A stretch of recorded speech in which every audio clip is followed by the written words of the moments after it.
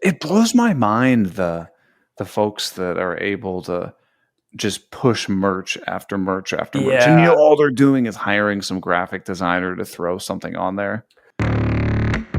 Welcome to Off the Cut. Dude, I haven't touched any wood in a long time. I don't care how long it is. Or you're trying to make eye contact with the person. Maybe you're looking at it from the wrong angle.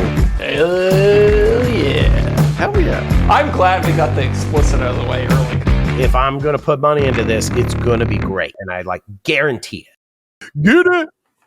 Welcome to Off the Cut episode I almost said the wrong episode. 166. Nice. For Thursday, May 29th, 2025. Woo. And although Deric isn't here right now, we think he's joining later. I'm not sure. He might be running late. He might have forgot. Something might have come up. We don't know. Hey, it's all good. The one thing we can count on, though, Zach, is that KM Tools is still the sponsor of this podcast. That's right. Hey, I spent this entire week shooting with Mark from Remarkable Woodworks on site, doing some fun stuff.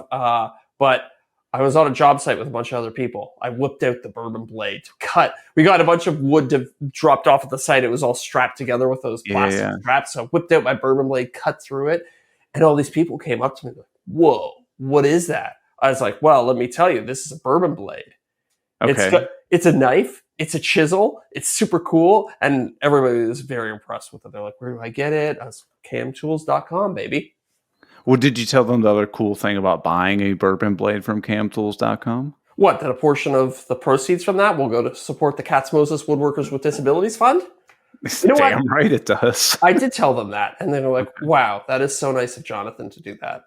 All right. Did you tell them that everything at camtools.com, including the bourbon blade, is for woodworkers by woodworkers? I did. I also gave them the whole spiel that if it's in their shop, it's in their shop. And that means that they're not just pushing a bunch of cheap crap that they could get the highest margins onto people. It's actually stuff that Jonathan and his team, misspoke there, either designed themselves or they actually use. So, ad read over. So a while back, Jonathan sent me a couple of those like chrome CMT table saw blades. Yeah. Have you seen those? Yes, I have. Hate to say it, but I just started using them after I've had them for about 2 years. Mm-hmm.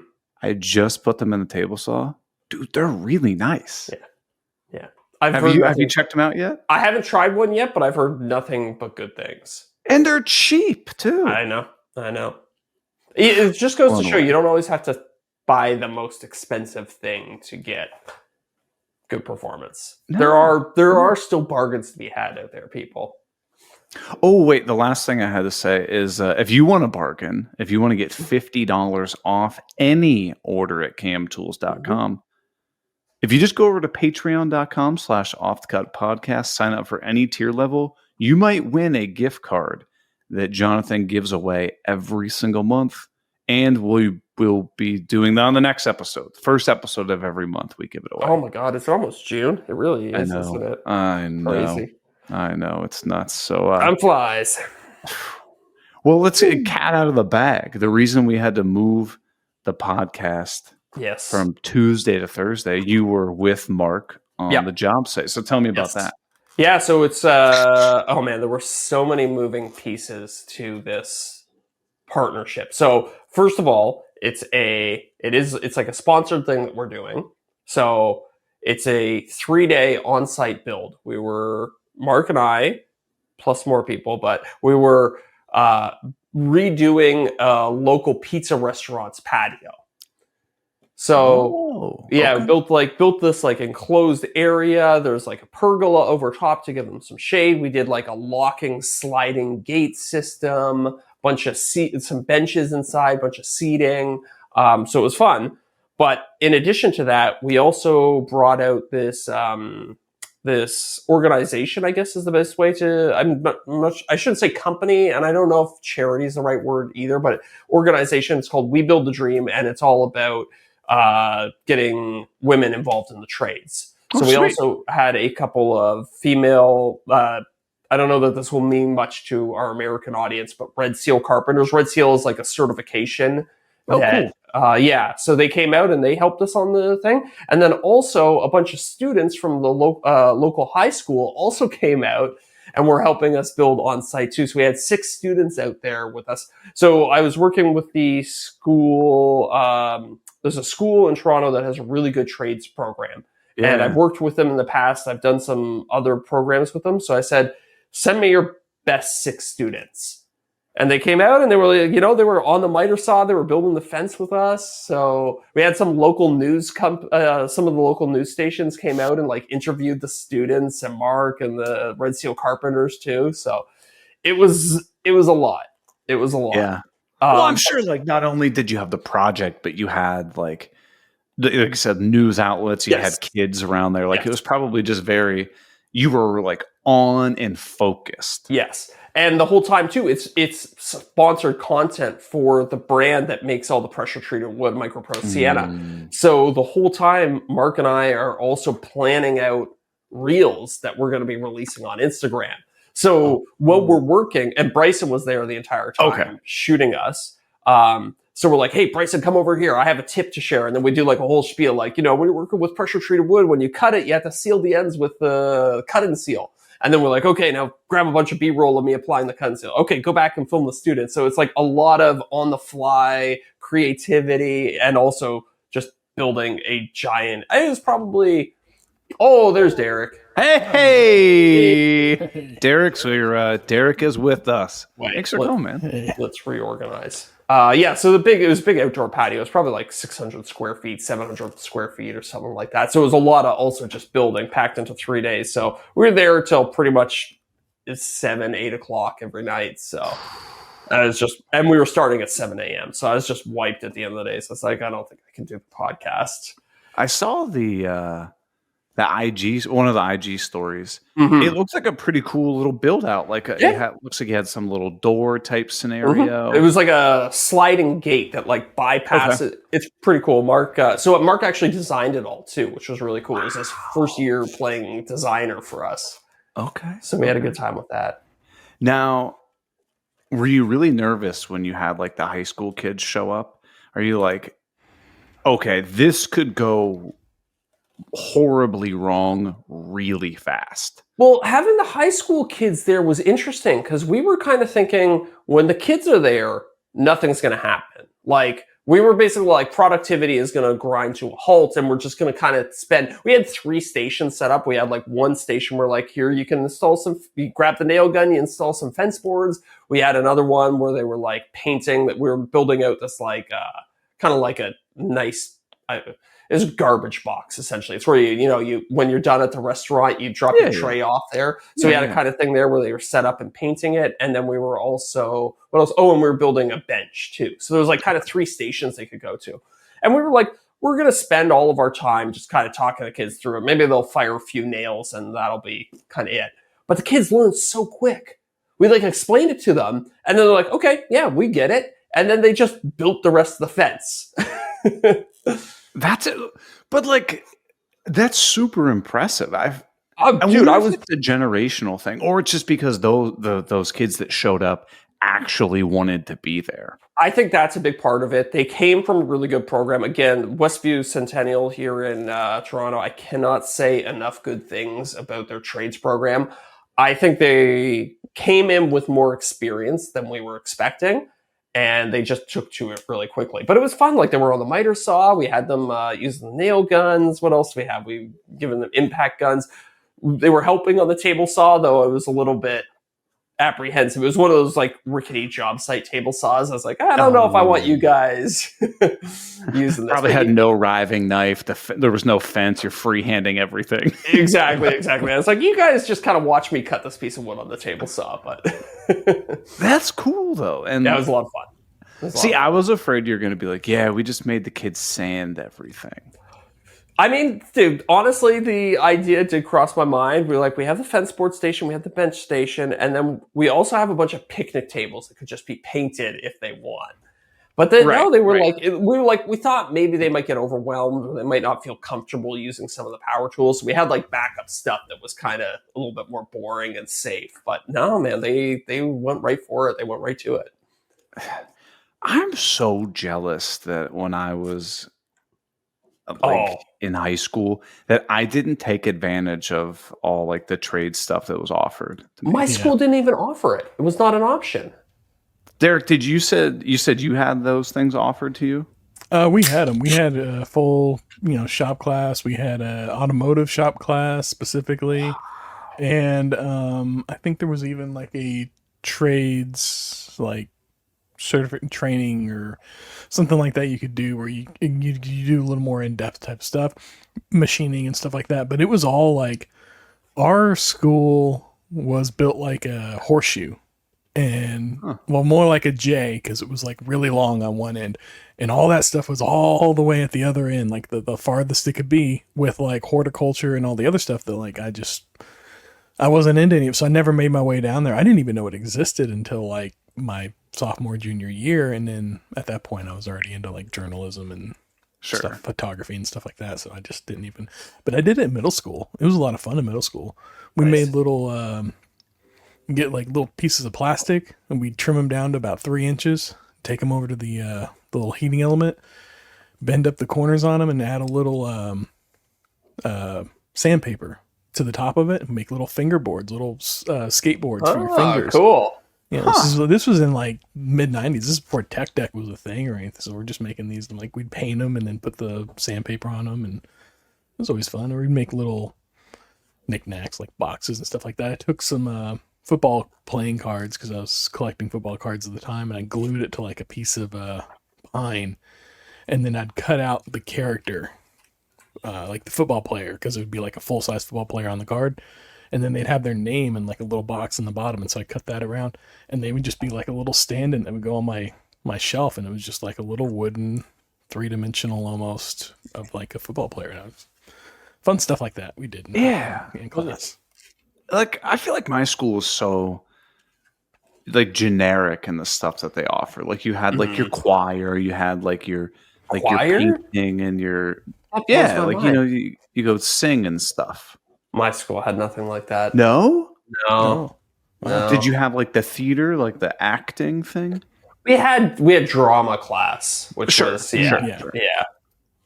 That was we had like painting. I think we had photography, but like we had photography. Yeah. We had wood shop, but I mean, we had a lot of tools, but some of the instruction was iffy. I guess you have to have a teacher who kind of knows what they're doing too, right? Like you can't just take just somebody who went to like teacher college and be like, hey, you're the wood shop teacher now. Oh yeah. Yeah. I want to say in our wood shop in middle school, it was like Lord of the Flies. Like he was just like set up on his desk and was like, y'all go do whatever you want to do. And we would just be in the back. Like there were some kids just back there like wailing on each other with 2x4s and having a good time while some of us are over here like, working away. I cut my finger several times on like the little, it's not a jigsaw. What's the one? A little scroll saw thing? Scroll saw, yeah. Like the blade would break because I'd put too much force on it and it would jam my finger. I did that several times. Yeah. And you just have like a thing of like a little first aid kit up at the front. He's like, yeah, just throw a Band-Aid on. You'll be fine. Yeah. I feel like at a certain point, schools got worried about liability and they're like, we can't have power tools around kids. I think so. People got soft. Yeah, but I feel like, that's what makes you tough. It makes you respect the tool. Yeah. Right? Cut your fingers off, and then you'd be like, because I won't do that again. That's got to be a prerequisite for a shop teacher right there. They can't have all 10 fingers. They got to be missing a finger. Or you need to scare the kids straight with your missing fingers. Right. We had this, I remember in our shop class, we had this pair of like safety glasses on the wall with like a nail like halfway through it or something like that. And it always made me think, did that actually happen? Or did somebody just drive a nail through those safety glasses just to prove a point? I think probably the latter. That's what I was thinking too. But I tell you, it scared you though. You put the glasses on. Totally. You think that's the same person that's going around on Instagram and posting all the videos of like the blades off of the grinders coming off? That's what I was going to say. Yeah. That to Yeah. me is so much scarier than the nail through the glasses for some reason. Have you guys ever had that happen with a cutoff disc? No, I've never had one shatter on me before. The only way, and I don't do tons of metal work, so the only way I can imagine it happens is if you're like mid cut and then you like tilt the angle grinder. You're like almost like you're prying it, right? Yeah, I mean, also I could see it happening if you like put too much pressure. Those cutoff discs are like wafer thin. Like if you held one up and shook it in front of you, I'm pretty sure it would like wobble back and forth. Yeah. So. Deric, you've never had one blow up either? No, but I haven't used one. I wouldn't say I've used one a lot. Like I've used one maybe a dozen times. Yeah. For this, that, or the other. The most extensive I've used one was actually recently. I used it to cut off a lock on a storage unit. Other than that, it's just been to kind of like grind down something really quick or sharpen my lawnmower blade. That's about the extent of my use of it. Oh, Joe's saying that Cam at Blacktail did a video and he couldn't duplicate any of those safety glass impacts. I'm So sure those might all just be. This is a conspiracy. Yeah, it is a conspiracy. Yeah. it's all just too perfect. It's always just like right there in the middle, right at the eye. Yeah. Never anywhere else. Yeah. How do you think Always in they the fake safety it? glasses. Do you think they use like an oscillating multi-tool to cut a little channel and then stick the blade in? Maybe they heat up the blade enough that it'll melt the plastic and they can just shove it through. Or maybe they just, use the angle grinder to cut into it, Oh yeah. stop it, and then just, break it in place. Yeah, just take some pliers and Yeah. shove Or- it in there. Take the pliers and hold it in place and just hammer it down. Yeah. All right. If you now, I'm not going out on a limb saying it's fake, but you can read between those lines. If there was one tool or whatever that you could make a quote unquote fake safety PSA, what do you think it would? What tool would it be? And then like how would you present it?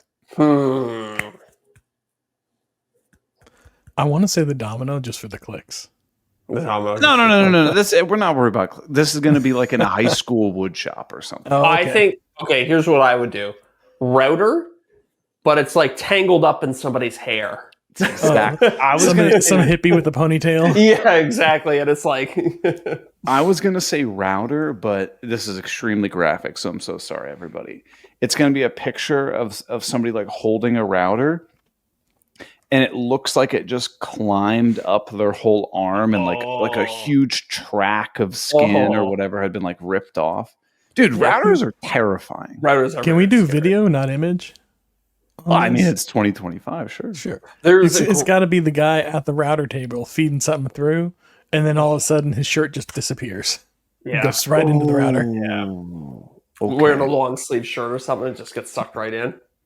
There's a great motorcycle PSA about like somebody riding in a pair of like Converse and jeans, and it's like super close slow-mo footage of a person crashing and the shoe just like dissolving against the pavement, and then the jeans just dissolving against the pavement, and then you see their skin going.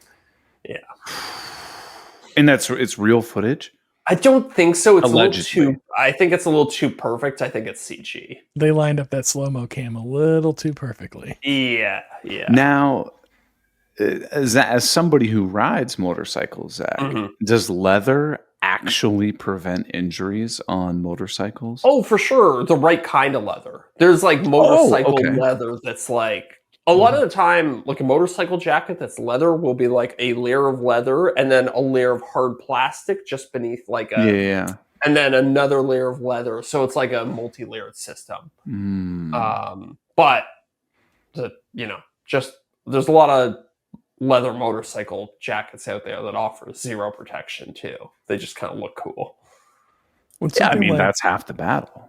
Like what is it, that woven Kevlar? Would that be effective at road rash prevention? I don't know. That's a good question. I would imagine there's probably there's definitely a lot of different materials. There's not just the leather. There's a lot of synthetic ones as well. What about chainmail armor? There you go. Yeah, you could definitely It wear probably chainmail. breathe better. I was gonna say, it breathes really well. Can you imagine somebody driving down the interstate with a full chainmail armor suit on a motorcycle? Oh my god! I And wonder then if they're that would. jousting. I wonder if that would be safe. It might get like really hot. You might throw a lot of sparks if you fell. I don't know. Yeah. Well, so getting back to these kids in this build. Yeah. Okay. We Sorry, got that way was off a tangent. topic. Were there any tools that like a kid like asked to use, and you and Mark and the rest of the folks there were like, no? There was, well, right away, one kid was like, "Can I use the miter saw?" And it was like a big 12-inch miter saw. Oh, So I was like, "Yeah, okay." Like under my supervision, and obviously their teacher was there too. So I checked with him first. I was like, "It's okay if they use it under my supervision." And yeah, we like set up. I was like, "Make sure you keep left hand goes here, right hand goes on the trigger. Make sure you start the blade not touching the wood. Your piece of wood has to be against the fence with a little bit of pressure, not too much." And like went through like the whole thing with them. I showed them a couple demos and then took it slow. But these are 16, 17-year-old kids. I think they're at the point in their life when they can handle stuff like that. right. Yeah. Now, did you have to do the thing where you're like, okay, then the blade goes all the way down, and you have to wait for the blade to stop, and you're like, I know this is right, but it's infuriating to wait for. Oh, I sure did. Because as soon as those kids left, it's just like, just banging up, bang, bang, bang, bang, super quick on the cuts. But no injuries. Everybody was good. No injuries. Everyone's fine. Look, I know I'm a big fan of the saying, like, you have to know the rules before you can break the rules. Fair. Like it's there. Yeah. If you understand why that rule exists, you do it for the first years of carpentry. And then when you have respect for the tool, you know how to use it. It's like, okay, now I know that if I'm very careful, I can lift it up. I just make sure I don't get my fingers anywhere near the blade while it's still spinning, and blah blah blah. You typically don't have issues with that if one, you don't have any like tension or like your boards. If your boards are like bowed or whatever, because then when you make the cut, you lift it up and now the teeth like hits the other one. Yeah, that would be an issue. Or if the off cut is like in that like 1 inch gap of clearance. Yeah, sometimes it'll like fall there and then shoot back or whatever. Right. But I've definitely been hit in the face with those little teeny tiny cuts before. But I've had some, some not. I had some kickback on the miter saw before for sure. Yeah. But the scary thing is on a slider or whatever, like you're cutting lumber and then it wants to like jump back at you. Yeah. You're like, oh man, good thing this thing's on rails. Right. Well, and like especially like now I have it bolted down to. Oh, like, if you don't have it bolted down or like on a mobile station or something, like it can hop on you. Oh yeah. Yeah, it's true. Well, that's why so many people take like multiple cuts and stuff like that. Yeah. You got to release the tension on the wood. I tried to explain that to one of the students too. He was like, could you like stack a bunch of pieces of wood and cut them all at the same time? I was like, have I done that before? Yes. Are you supposed to do that? I was like, definitely not, because you can end up with there can be like little spaces between the pieces when they're, every piece of wood is not straight, and then they can, when you cut it, you release that tension, the piece of wood moves, gets caught in the blade, and gets thrown right back at you. Yeah. I'm guilty of that because like, when you have like, I don't know, you rip a board or whatever, you have a long strip or something, and you're like, well, I can't break this just like break it over my hand. I'm like, I'm just going to go chop at the miter saw so that I can throw it in the scrap bin or the burn pile. But it's just like, I'm not going to do that all the time. I'm going to chop it in half and stack those two and then stack those two. And now it's way faster. But have I gotten kickback doing that? Oh, absolutely. That's actually doing exactly what you're describing is probably some of the worst kickback I've ever had. Yeah. That's why go ahead, Deric. I was gonna say I've cut multiple pieces on the miter saw, but only like ones that are, say I'm doing the casework on something and they're already finished. They're not finished. They're planed and they're all squared off to each other or to themselves, I guess. Then I'll stack those, and sometimes I'll tape them like 4 or 5 of them, maybe 8 of them together. Yeah, tape them together so they're all aligned, and then I can cut the ends so that they're all the exact same length. Whenever they're like, more than 30 inches, more than I could fit onto like my table saw or something to get repeatable, accurate, same exact length cuts. But those are all milled down, so I don't think the tension or the spacing is as much an issue. And usually it's just like the last like maybe half an inch off the end. Yeah. I mean, we all do stupid stuff. Every woodworker breaks all of the woodworking rules at some point. It's just, it just is what it is. Like you ever start pushing a cut through the table saw, and then you're like, oh, nope, and you just pull it back. Yeah, of course. You shouldn't do that. No, you're not supposed to. I did that once, and it kicked back on me, and I haven't done it again. Yeah. Yeah. Or when there's a lot of tension in the wood, starts pinching the riving knife, and you just push it harder. I'm just gonna push my way through this one. I do that one more than I care to admit. So that was actually one of my in my last video I put out like woodworking myths or whatever, and it was kind of the idea of like, oh, you need to buy new blades, but really you just need to like clean or sharpen them, and then with that, like if you just push on the piece of wood where it's going through the table saw, like stop. I tell you what, I only looked through 2 videos to find a raw clip of me doing that. It was pretty easy to find a clip of me doing that. Do as I say. I didn't have to go back far, I'll tell you that. Oh, dude, there was this was years ago now, thinking back on this, but there were projects where I was cutting a bunch of scrap walnut that I had, and I didn't really realize at the time I was really forcing the wood through the blade, and the shop just filled with smoke just from burning through the blade. And I was like, I didn't realize until I stopped, but I looked around and I was like, is there a fire in here or something like that? I was like, no, you've just been cutting dozens of pieces of wood on a blade that really needs to be cleaned, and and the wood has a ton of tension in it. Yeah, I've definitely done that. And the worst thing about that is that smoke smell lingers so long. Yeah. Oh, but if it's the right wood, it's a nice smell. I said, but if it's the right wood, it's a nice smell. It's pleasant. Like it was walnut. Walnut doesn't smell good when it burns, I don't think. Yeah. At least it wasn't red oak that smells like urine. Yeah. That's true. Yeah, red oak is probably the worst smell. Oh, no. Ipe. Have you ever worked with Ipe before? Yeah. No. Oh, it's smelly. Smells nasty. Where do people get these wild ass species of wood? Yeah, you get a hardwood dealer. Yeah, I think Ipe is Brazilian. It's Brazil where they grow a lot of it. But like something like that's got to be $20-$30 a board foot, right? Oh, dude, not necessarily.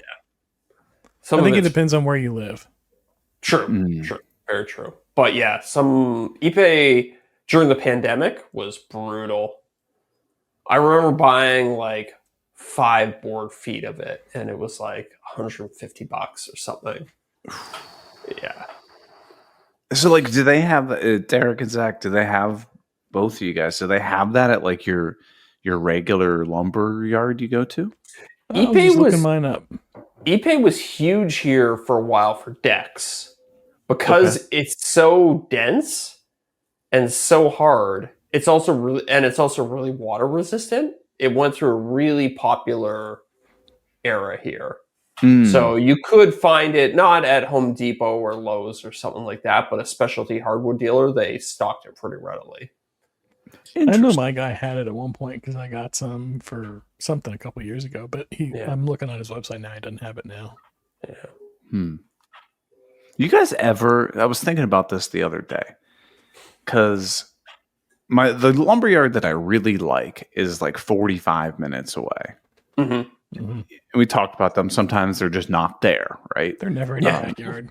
Right. There's one closer, but they have a smaller selection, blah, blah, blah, blah. I was thinking, have you ever like gone on like classifieds or whatever that somebody's just like, oh, selling a bunch of walnut slabs or whatever, and like bought any of that stuff? Or do you just assuming that it's just pure garbage, probably has tons of insects and stuff in it, isn't properly dried? Like, that's my concern on those is the drying. Like I know whenever I go to my guy, I know what to expect. It's like going to Walmart or Target, you know what you're going to get. And so whenever I see those things online, I'm like, I don't know, like what their drying process is. Like, is this something that this guy just cut down and milled up, or what? Yeah, and it's like a walnut slab, and it's like $1.75 a board foot. I'm like, And I don't have need for a slab either. But you can get the quarter sawn and rift sawn wood out of it. Yeah. Just chop out the middle. I might take a gamble on it if the price was right. Because it's one of those things where I could see, think about like an old guy or something like that who's got a bunch of hardwood cluttering up his garage. Maybe he bought it with the intention to make some project and then never got around to using it. It's one of those things that has very little value on the secondary market. So I could see somebody being like, this whole pile of wood, come take it for $50, whatever. I don't care. I just need it out of my garage. And he probably bought it from a hardwood dealer, 10 years ago. So it's probably relatively good. That's true. I have seen some of those where they're like, here's a pile of wood and they've got pictures of it. Come and get it. It's like 50 or $100 or whatever. But it's always like 6 to 12 inch little like offcuts. It's never anything useful. Yeah. That's a Turner's dream right there. I suppose, yeah. Sure. I'm not at that stage of life yet. No. Somebody was asking me, my buddy was like, would you ever want to get a lathe for the shop? I was like, no. Not really. So it has very little appeal to me. Almost no appeal. And then there's like a whole nother set of tools you gotta get for a lathe too. I know, right? And like, if you want to, you could do pens. You don't need that much space to do pens. But you want to do anything like a table leg, like that's a big machine. But be honest. Have you ever looked at a turned table leg and gone, damn, that's what I need on my project? That's the thing. It's like, I was trying to explain it to him. It's like, best case scenario, you're making table legs, and that doesn't excite me at all. No. If there was something really cool you could make, I mean, I guess there's like, I don't know. The only thing I've ever seen that I've been like, that would be kind of fun to do, is I've seen people make like koozies out of wood. Right. Turn those. And I'm like, oh, that's kind of cool. But other than that, yeah. But like, how many of those would you want to make there? Exactly. Yeah. I'd want to make like one or two. And it's a weird thing because it's like, I don't want to go buy one of those. Yeah. I'd like to make it. Yeah. If I go to buy it, I probably don't care to use it. Yeah. I would just like to make it for the sake of making it. But then if you made it, would you use it? Then I would use it. Because I made it. Because I made it, yeah. That's fair. I wonder if there's somewhere where you could rent a lathe for a couple of days, make your beer koozie, and then send it back. I imagine if I went to like, you hear about like places like Maker Camp where you go there and they've got like things set up and they show you different stuff. I could probably go there and knock out something like that, some dream project, or like some metalwork project or something like that. Forge a knife or whatever. Yeah, forging a knife sounds cool to me. I'd be much more inclined to forge a knife than to turn a table leg. Yeah, I would get into metalworking all day, every day before I'd get into doing a lathe. It's just the mixing of metalwork and woodwork in my shop is a little makes me nervous. Suspect. The sparks and the sawdust don't seem to want to mix well. Yeah.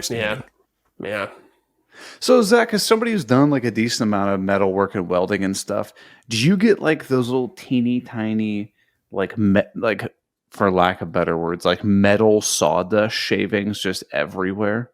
Yeah. And can you suck that up in like a dust collector? I do.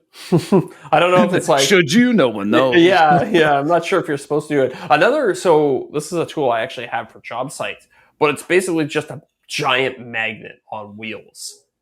And I used to use it around job sites. Like you build a whole house for somebody and, you're doing decks, you're doing siding, all this stuff.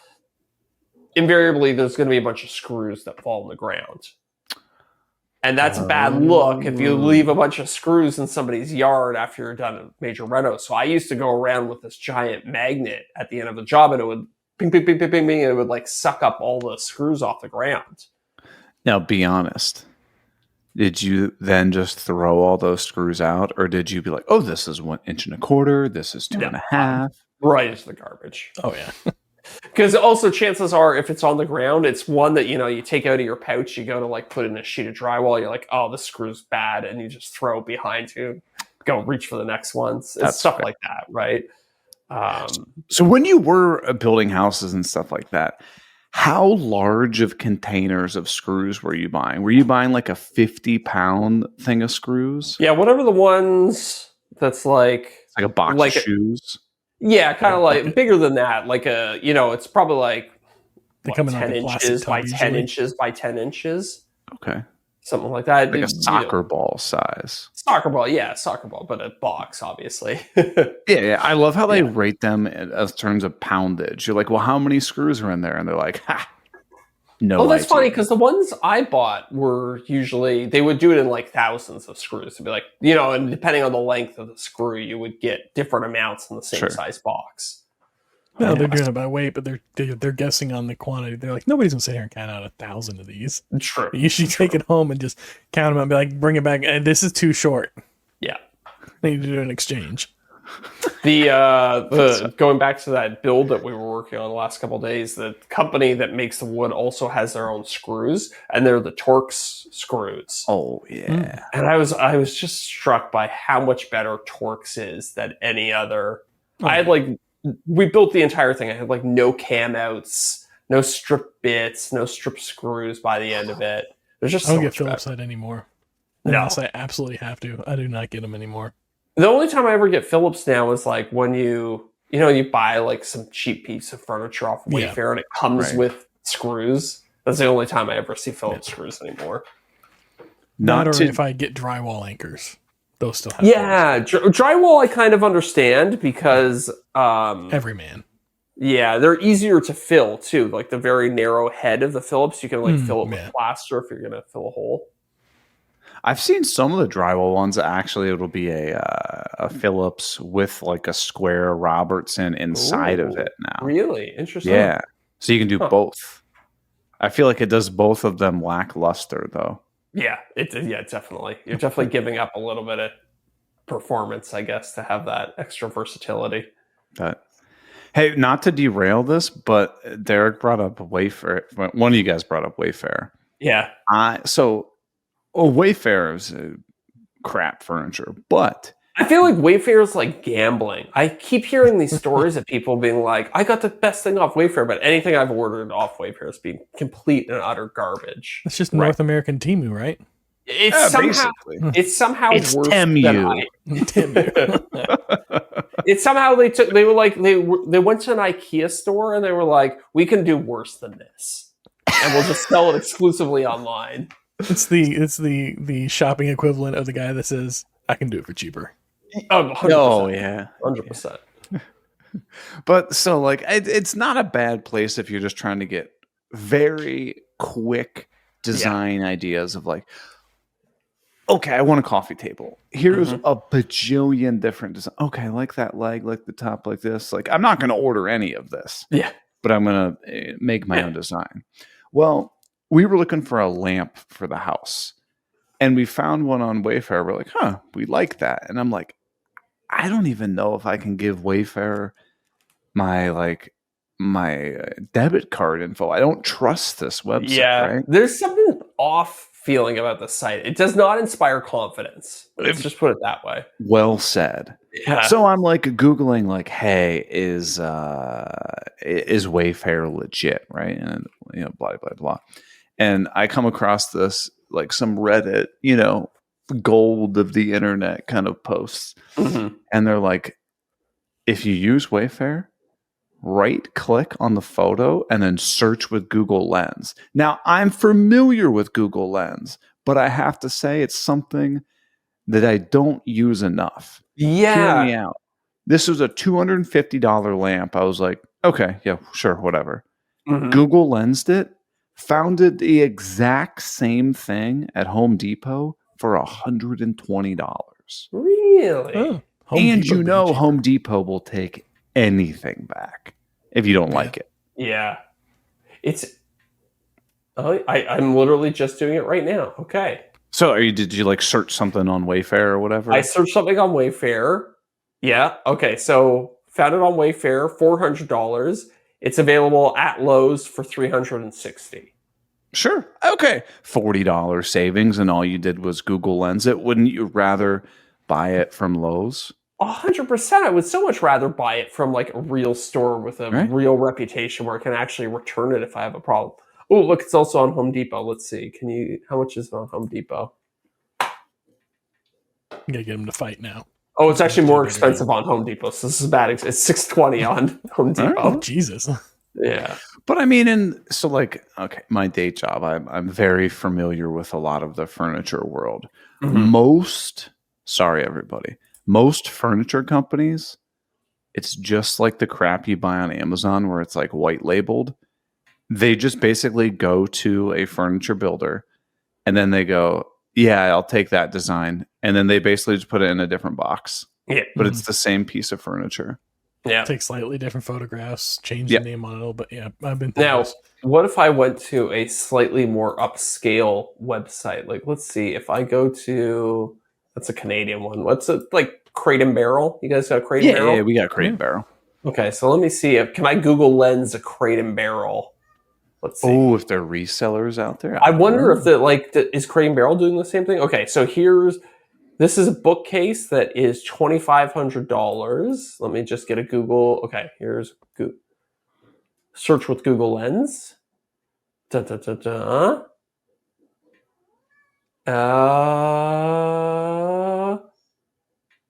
Yeah, I think I found it on Walmart.com. $463. Same photo? Oh no, it's a dupe. It is slightly different, but still a good example, right? If Yeah, you're like, I don't let's- care if it's the exact Crate and Barrel manufacturer, but I want like that design. yeah, I'm looking. It's for that pretty one. cool. I'm Because trying I've to- also found it when I'm working on a like a hall table, right? Mhm. I found a couple of designs. I'm like, oh, those are kind of interesting. Obviously, going to take my own spin on it and just taking them for inspiration. But I found you can use Google Lens to show you other designs that are very similar to that one. Yeah, Mhm.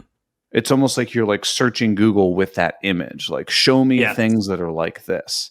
It's been extremely helpful. I gotta start using this Google Lens thing more often. This is great. It's been around for Yeah, at least 5 years. it's one of okay. those things you just take for granted. You forget about it. Yeah. Now, to give the devil its due, okay, so same bookcase in a different color. I found it on Crate and Barrel, $2,500. Found the exact same one on Wayfair for $1,100. Ooh. Does it say who's like the manufacturer or whatever? It says by Hoku Design, but that That's doesn't. yeah. That's just Yeah, that's like a Temu brand. yeah. Sounds like a fly by night operation to me. Oh, but the reason I bring this up, great for inspiration. Also great if you're looking for like tools or whatever. Like, here's Yep. the drill or whatever. Just search the internet, find it. Have you ever used it? You ever go on like Airbnb and you're like, this is the place I want to book? Oh no. Use Google Lens on Airbnb because Okay. a lot of the time, though, that same property is listed on like VRBO or like local rental company or whatever. And is there any price difference? Like, Not does every time, Okay. but I Yeah. have seen like a 20% savings on some places I before. mean, some places that can be pretty significant. From talking with my mom, who runs a bread and breakfast, whenever they list across all those sites, often there's a something in the contract that states that they have to list it at the same price everywhere. So if you're getting a Really? discount on one of those sites, it's because that site is eating the cost out of their percentage or whatever. Oh, Sure. interesting. But let's also, I wonder how much enforcement of a policy there really is like that. Apparently, they can be pretty aggressive, but Yeah. Okay. that's just from what I've heard. I'm literally You trying just to Google. You just do some random Airbnb spot or whatever. Yeah. Because you know they're not going to take different photos for every listing Oh, site. of course. Oh, Yeah. They probably hire a professional photographer to come in once, do some nice photos, and then use them everywhere. Look, Joe's wife says says his wife uses Google Lens when they go to flea markets, check to see if something's worth buying. That's a good idea. I Okay, like that. my friend is big into, I think I've probably talked about it on the show before. He makes like costumes for TV shows and movies. And one of his side hustles is that he goes to Comic-Con every year and he sets up a booth where he like sells custom sculptures that he makes. And the number of people who go to this thing and just buy cheap crap off Temu and AliExpress and stuff like that, and then resell it for 10x at the like the flea market area is insane. It's like, it's such a hustle. I've seen a lot of that. Like, it's still like in like the little boxes or in the little plastic bags or whatever, and you're just like, this is just garbage. What are you doing? Yeah, I think I'd be very hesitant to buy anything at a flea market these days. I think there's a lot of people just hustling cheap crap that they got online. Yeah. You know, I have a confession. I've never been to a flea market. I haven't done it since I was a little kid. I feel like this is what I need to do this weekend. Yeah. There's probably like most areas have like a first Monday or a first Sunday thing or Saturday thing. Usually like the first weekend of the month, they'll have like the big one, or the second weekend of the month, they'll have like the big one in your area, wherever it happens to be. And it's just like usually like everybody comes together like once a month. Interesting. And we'll do a fairly large one. We have one here. It's called Canton, and they do it. I think it's like first Saturday of the month or something like that. And that's like their big push on it. And it's pretty fun. It's huge here. Like there's like acres of stuff. Like there are, I think the last time we went there were like 9 different like large barns where you could set up vending in, and you could just walk through and check out all these little vendors, and then you go outside and there's even more of them, and it's just like we never cover all of it. There's so much to do. But, can you haggle at a flea market? Yeah, like we got some what are they, like old window panes that were taken out of an old house, you know, and they still had like chipped off paint and everything, and they wanted, I think, like $5 for them, and we were talking with them, and we ended up getting 3 of them for like $12 or something like that. So we saved a couple bucks on it. Huh. But, yeah, dude, haggling is a rush for me. Yeah. I'm always too scared to do it. I'm like, I don't, maybe I'm going to offend the person. You know what I mean? I'm of the opinion, you know, set the price at what you want it to be and I'll pay that. And if it's too high, I'm going to walk away. I don't want to deal with haggling. Yeah. Although going to buy a car, I'm like, all right, I'm going to battle. Me against the car dealer. That's my least favorite. I'll do it, but it just pisses me. Like, just give me the damn car.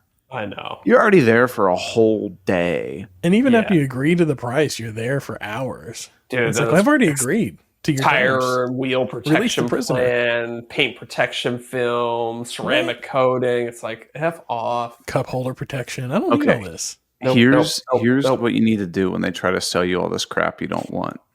I think this is from Seinfeld or something. It's from some show. You go, oh, I was under the impression that I was buying a quality car. You're already telling me it's going to fall apart? Yeah.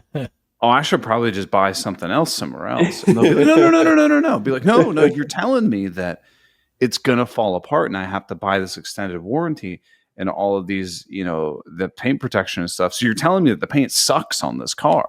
Right. I should probably buy something different. Yeah. I can't wait to pull that next time I buy a car. I don't remember where I heard it. I'd be curious if somebody comes back at you with some clever, like they've heard it before and they're like, I got you. Yeah. Or do the Seinfeld, take one more step and I'm out of here. And also, sorry, going back to the flea market conversation, I also feel like there's the opposite exists now too. There's people who will go around flea markets with like with their phone and have eBay open, and they'll be like, "Oh, this thing is selling for $35 here. It sells for $100 on eBay. I'll just buy it." You know, like it's like a little side hustle for them, and I don't know. I feel like they've kind of ruined flea markets to some degree. Yeah, like you're saying, all the valuable stuff gets picked through. Yeah, I think the internet in general has ruined flea markets. Like just like the fact that you can look up the price on anything. Yeah. Yes. Yeah. Flea markets and like any used anything. That actually reminds me. I went to a flea market not long ago. So I was wrong earlier when I said I hadn't been since I was a kid. Sophie and I went to one recently, and it was this massive flea market, old warehouse. It was like 3 or 4 stories. And I was going through it and I was like, oh, there's actually like all sorts of like vintage video game stuff here. Oh, And I kind of know that market. And I was going through it and I was like, these prices are actually like really high compared to everything else that I've been seeing, you know, because like when I do the game console videos, I like search on Facebook Marketplace to find old consoles and stuff like that. Right. So I was looking at all these prices. I was like, this is like way above market pricing for all this stuff. So yeah, again, I think the internet kind of ruins it. Then before they list anything, they're like, okay, well, we'll just see what it's selling for on eBay, add 25% and call it a day. But have you ever listed something on eBay? It is mind-numbing. Yeah. I've never sold anything on eBay, or at least not in a long time. Like, I'm a local guy. I do the Facebook Marketplace if I need to sell anything. Just it's because you want to meet all your fans and sell on. Yeah, exactly. It's the only place I ever get recognized, man. Come on, give me that. You got to take all these consoles that you're making to a flea market and like, and like you got to wear a trench coat and like go up and like people and be like, hey man, do you want to see this console that's it's a developer model. It's modified. Yeah, it's a developer. It's a it's a little hot right now. Check it out. I'll give you a good deal on it. Like, does it work? Laws. And you're like, yeah, it's got every game on it. What's your name? My name is Jason Bent. Don't tell anybody. I bet you could find someone there that would be unbelievably interested in those. Oh, probably. But you're just worried about the legality of it. I totally get it. Yeah. Oh, that's where they're selling all those like $20 import ones that do like a 5,001 games or whatever. I bet there's that they probably bought off of Temu. Yeah, exactly. Yeah, exactly. I'm gonna double back on us here. We were talking about when you got into the Wayfair and about Google image search and how it's kind of something that we take for granted. What's something maybe in your shop that you realize that maybe you take for granted as a being a thing? Like it just kind of reminded me of like the chuck on my drill, like being able to just by hand unchuck it and slot in a new bit. My first drill, it had the key, and I actually had to turn it and then that's tighten it down psychopath with the status. Key. Yeah, but now like the keyless chuck, I mean, I just take that for granted. Don't even think about it anymore. Oh, that's a really hard question to ask, because to take something for granted, you have to not realize that you're taking it for granted, right? Yeah, that's true. The magnetic thing on the side of like the drill by the battery where you can store the extra bits. Ooh, yeah, that's a good one. Oh, okay. I'll one up you. One I realized the other day, the just the little simple metal U-shaped hook that you get on the side of some drills and some impact guns that allows you to just clip it quickly onto your belt. I like that one. See, my problem, I hear you. My problem is 99% of the time I'm wearing gym shorts because I'm going to go to the gym sometime later today. And if I put that on my gym shorts, my pants would be around my ankles in a second. See, this is also because that is really for that's for somebody who's wearing like a tool bag. You clip it to your tool bag, not to your actual belt usually. Right. Yeah. Ever seen the like gun holster thing that you put on your tool belt for your drill? Yes. I like that one. Yeah. It's funny working with Mark. He has like a tool belt or tool bag that's like overalls too. So he's even got like a speed square strapped to his chest, a pencil holder over here. He's like really kitted out when you work with him. It's great. It's like super efficient to be that way. Now, do you still have like your tool pouch and stuff from your home building days? Oh yeah, 100%. I was using it today. Now, did you do like a full custom one where you're like, man, if my hammer's actually on the front, that'd be better.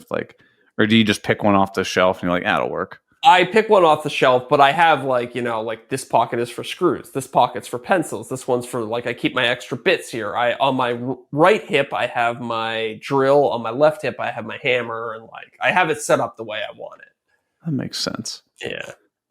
I'm trying to think, are there any other tools I take for granted? Okay, here now. Maybe this doesn't count. the fact that my saw blades are actually flat. Like You know what I flat mean? top Oh. blades as opposed to the angle. No. ones? I'm just gonna say like they don't go whoa, whoa, whoa, whoa, whoa, Oh, like sure, wobble sure. like She crazy. got good blades now. You just Yeah. have a decent manufacturing on them. Yeah, I can see that.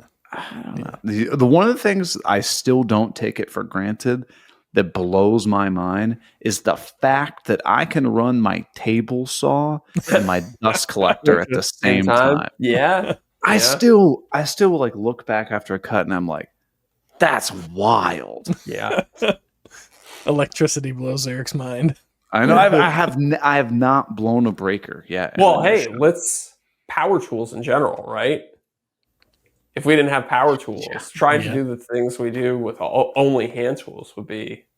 I wouldn't. I don't think I would either. Zach, your channel wouldn't exist. No, I know. It's a strange world to have YouTube and no power tools at the same time. Right? Yeah. Oddly, though, there is like a big like. You ever see those primitive like building shows on YouTube? It's weird that like on the highest tech platform, one of the most popular forms of content is the lowest tech form Watching of building. people dig in mud. Yeah, exactly. And like slap stuff together with mud, straw huts and stuff like that. There's no way they're doing that in a day. No, it's all fake. It's all fake. 100% fake. There's an excavator just like slightly out of frame. I told you when I was like, okay, I got to figure out some thumbnail ideas or whatever. Opened up an incognito tab. We talked about this. Yes. It was like a fashion, Mark Rober, like video game. And one of the other ones that came up was one of those building things where it's like they built this thing by their hands or whatever. And I was like, that's so interesting that it's literally just a screen grab is their thumbnail. Yeah. That's where I got that idea from. Yeah, totally. 100%. But, it is what it is. Yeah. Oh my God. Dude, I'm starving for some reason. I don't know why. I think it's because I got Indian food that it's in the oven. I put it in one of those big like cast iron like baking dishes. So you just like pop it in the oven. Dutch oven. Oh yeah. You smell it cooking right now? Up here. I smell it up here. It smells so good. You know what I realized? I didn't tell you anything about my Ford Maverick trip. Oh. The man's truck. What do you think is the Honda Ridgeline or the Ford Maverick? Save it for the after show. Oh yeah, we are at the hour mark. Okay. I feel like this isn't no pun intended. This isn't a drive-by. You probably have a lot of things to say about it. I got thoughts. Got a bit of a wind up. Yeah. Yeah, you're gonna be a real maverick out there. Yes, sir. Now, was it like a new model or was it? It was what they call a mid-cycle refresh. So same body style, but it had like new features. They had like, the new wheels. They redesigned the grille and stuff like that. Like a 25.5 or something like that. It was like, how like they'll do, okay, so say they have a car in service, like a model for 6 years. Usually around year 3, they'll change things up. They'll give it like new headlights, new front bumper, maybe rework the infotainment on it. Zhuzh it up a little. Yeah, exactly. Make it a little fresher to keep the sales up. Yeah, but then by and large, any piece or aftermarket thing you would buy would fit all of those. Right. Yes, yeah, exactly. I feel you. I feel you. Well, I'm excited to hear about this. Mm-hmm. Should we do it? Should we go over and have truck chat in the after show? Truck chat. We can truck off. Truck off. Yeah, so I'm down with it. All right. Well, it's been an hour, so everybody, thanks so much for hanging out with us as always. We're going to head over to the after show, the bonus show, the deep cut. Hang out with the dogs over on patreon.com/offthecutpodcast. Join us there or not. It's up to you. We'll be back here next week, so you know where to find us.